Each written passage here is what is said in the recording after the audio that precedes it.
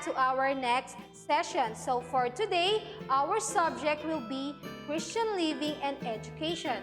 But before we proceed in our topic for today, let us have our opening prayer.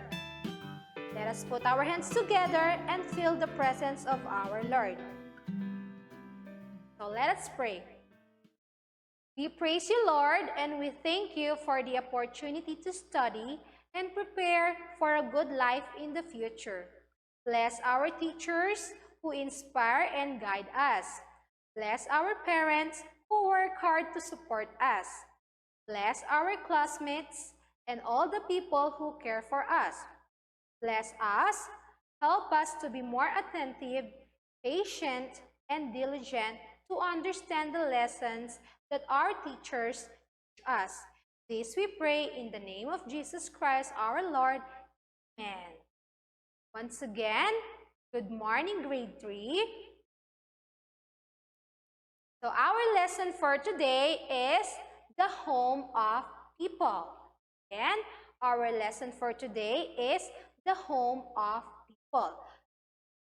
So, but before that, let me read a Bible story from the book of Joshua, chapter 14, verse 1-5. So, the Bible story is all about division of the land. And the Bible story that we have for today is division of the land. So, here's the story.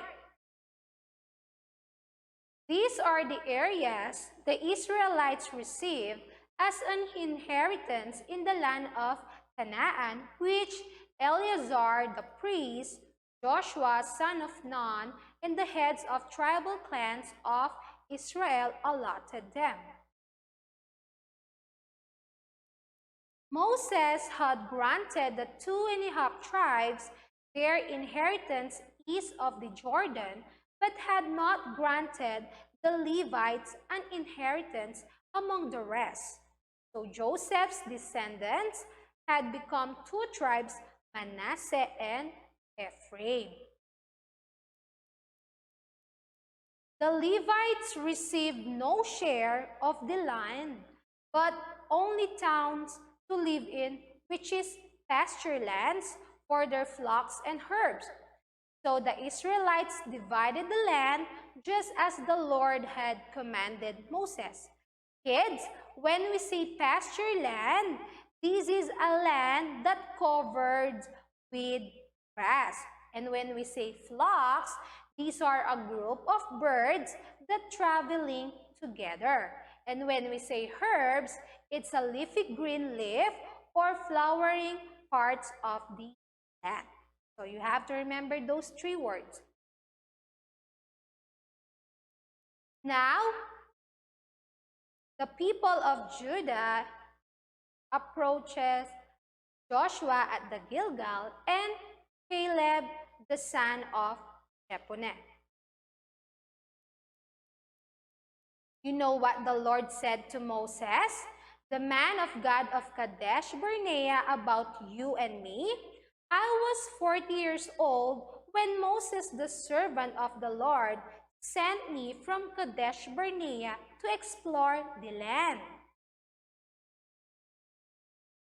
Just as the Lord promised, He has kept me alive for 40 years since the time He said to Moses, while Israel moved about in wilderness.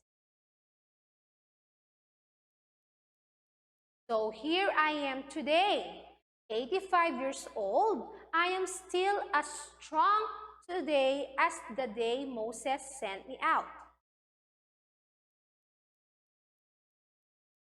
Then Joshua blessed Caleb, son of Jephunneh, and gave him Hebron as inheritance. So Hebron has belonged to Caleb, son of Jephunneh, the Kenizzite, ever since, because he followed the Lord, the God of Israel, wholeheartedly. Hebron used to be called Kiryat Arba, or after Arba, who was the greatest man among the Anakites. Then the land had rest from war. So for you to understand the story, let us have a short summary. The Bible story. The Israelites received their inheritance from God through Moses. So the Israelites received their inheritance from God through Moses. Next, the land was called Canaan. And then the priest is Eleazar. Eleazar is the priest. Next, Joshua is the son of Nun. Remember, Joshua is the son of Nun.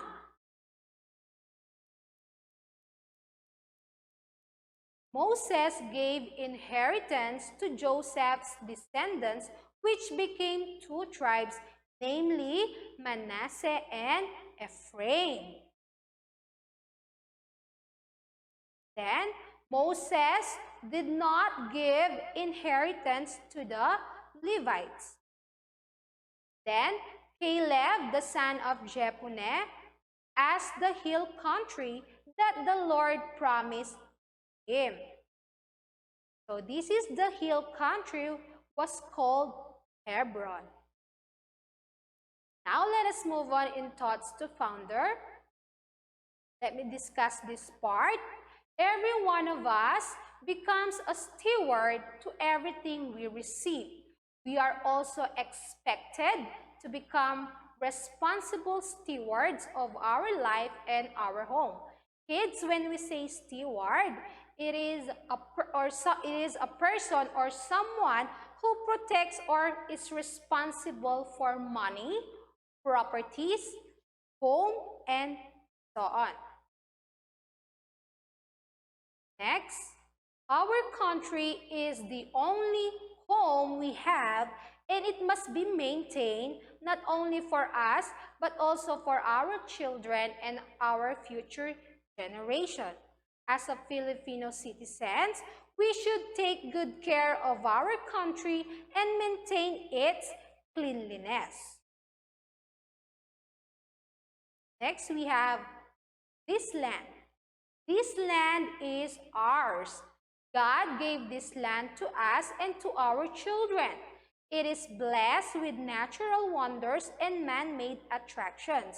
As a human being, we have to take good care of our land, especially the natural wonders and man-made attractions that we have in our country, because God created everything for us. Then for the last one, our home. Our home is organized by a responsible citizenry and it is governed by the laws of the land. Our home is a product of a very long period of struggle. It was well crafted by the blood and sweat of their determination and diligence. Because of them, we now stand and dwell in our home. And we are very lucky because we have permanent homes. So we have to take good care of our own home. Now, let's talk about on how to be a good steward. Again, I will repeat, steward is someone or a person who is responsible to keep his money, properties, and so on. So I will show you a picture. Here's the first picture. Joanne helps in cleaning the park. I will repeat. Joanne helps in cleaning the park.